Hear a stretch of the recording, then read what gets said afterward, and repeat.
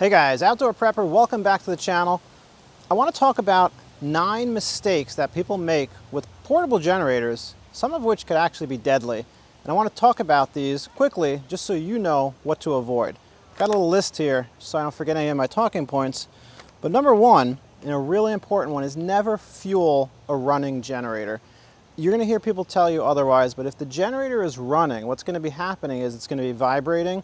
This happens to be an inverter, but non-inverter types especially, if the unit's vibrating because it's running and you go to unscrew the fuel cap, fuel could just splash out. And if you don't have an inverter type and it splashes out and it hits the hot engine or it hits the hot exhaust, it could just ignite. So kill the generator, don't fuel it while it's running. It's very dangerous to do. It just takes a moment. This specific fuel can, by the way, I really recommend this. This is made by No Spill, and this can, again, I do not recommend that you fuel while running, but this can is a little bit safer than most because you can take this and hold it upside down, hold it anyway, no fuel is going to come out, this is empty, until you depress this green button. So you can depress this and control the fuel and immediately stop the flow of fuel. This also vents really well. The fuel comes out real quick. It's not like those, Scepter cans that have a lot more issues. So that's number 1. Do not fuel a running generator. Turn it off, refuel it, make sure you don't spill fuel anywhere. It's obviously highly flammable, and then restart it. Next point I want to talk about is always use the proper extension cords. I've got a couple of extension cord reels out here just as an example, but there's different extension cords that you're going to want to use for different devices or loads that you're going to put on them. If you're going to be running a hair dryer or a space heater, you want a thicker cord, so that's going to be a lower gauge. So you may want like a 10 gauge cord, a 12 gauge cord, probably 10. As the number goes up, the cord becomes thinner. So like a 16 gauge extension cord is going to have a much more narrow wire, and so you're going to get less power able to flow through there. And if you're running a space heater maybe 100 feet away with a 16 gauge cord, that cord is going to overheat and potentially cause a fire. So check the gauges of your cords, use the right cords for your generator. I personally recommend 10 gauge or 12 gauge, but again, it depends on the load that you're pulling through that cord. Number 3, never disconnect the power cord from the generator when it is running and supplying a load. That's really important. You're always going to hear, plug in your devices first, start the generator, stop the generator, or turn off your devices, then stop the generator. The reason being, if your generator is running and it's producing power and you just plug something in, let's say a blender, for example, or a television, or whatever the device is, if the device is on and you just plug it in, it's going to arc. You're going to have a spark. It's also not good for the device. So start the generator, plug in your devices, then turn the device on. Before you shut the generator off, turn your device off, then unplug it.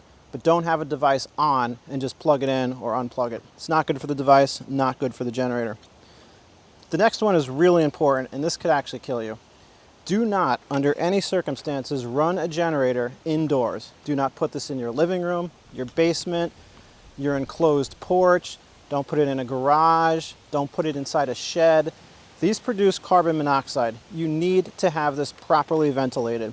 Newer generators have carbon monoxide sensors, and they're there for a reason. Sometimes they don't work so great and they trip accidentally, and a lot of folks disable them. And I'm not here to tell you yes or no. If you want to disable it, by all means, that's your prerogative, but do not run these indoors. If you put this in a garage, for example, and you started this up and it did not have the CO2 detector, you would be overcome within a matter of minutes. I mean, these just belch out carbon monoxide. So do not, under any circumstances, run this inside in a garage, in a basement, in a living room, inside your house, in an enclosed porch. It's not safe to do. Don't run these, the next point, don't run these next to anything flammable. So if I'm running this generator out here, what I should not do is take the fuel can and store it, right here next to the exhaust. Don't put this up against your house. Don't put this up against shrubs or bushes. Don't put it up against siding. Keep this a safe distance from your home. Same with this, same with any generator. And I'll tell you a quick story. I was actually doing a load test on this, and I put it out in the backyard, safe distance from the house. I had it out on the patio, and I came back about an hour later, and I had noticed like a scorch mark in the grass because the heat coming off the exhaust was enough to kind of scorch the grass. So if that was next to a flammable building, a flammable substance, you could really have a fire, and is absolutely just not safe. The next item, number 7, do not run the generator without checking the oil. That should be pretty obvious, but a lot of folks don't realize that. Now, a lot of these newer units do have a low oil shutoff, but let's be honest, if you start the generator and you're low on oil and it starts to run and you go inside, you don't want it to just turn off, because then you're gonna have the same problem. Your loads are gonna be on and they're just gonna shut off. So check the oil, really important. You should check it every single time you start the generator. So if I'm coming outside, spend a minute, check the oil, make sure it's at the right level. If the unit does turn off, one of the first things you should check is the fuel or the oil. You could have run out of fuel, or your oil could be low and it could have an automatic shutoff. If it does not have an automatic shutoff and you run low on oil, you actually really could destroy the engine. So be really careful with that. Check the oil every single time. Next, I think we're at number 8. Never store your generator with fuel in the tank. By that, I mean, what a lot of people do is they'll start the generator, they'll use it, they'll have their power outage, whatever the event is, and then utility power comes back on. They're like, oh, great, we're done. Let's turn it off. They go shut the generator off. They let it cool down. They put it in the garage, and like, we'll use this next time. Big mistake. What always ends up happening is you put it away, the fuel starts to go bad. Within 30 days, this ethanol, fuel starts to degrade and go bad, and then you're going to come outside for your next power outage and you're going to start it, and it's not going to start. And you'll spend all day trying to start it and you'll have no success. So what you should do is do 2 things. Get a good quality stabilizer. Stable makes a stabilizer. I happen to really like pri-g, P-R-I-G, and I'll put a link to this. I get this on Amazon. It's a little on the high side. I think this is like $15, almost $20. But this is good for 256 gallons. So if I was going to use this generator, what I would do is when I get fuel from the gas station, I'm going to mix the stabilizer into the fuel can, and then I'm going to fuel the generator. And I even may add just a little extra drop into the generator tank. And when I'm done using the generator for the outage or for the season, you have a couple of options. One is you just let it continue to run until you run out of fuel. That's probably the best option, but maybe you have a higher capacity tank and you really are not that low on fuel. If you have a 5-gallon tank and you still have 4 gallons in there, you might be running for a while.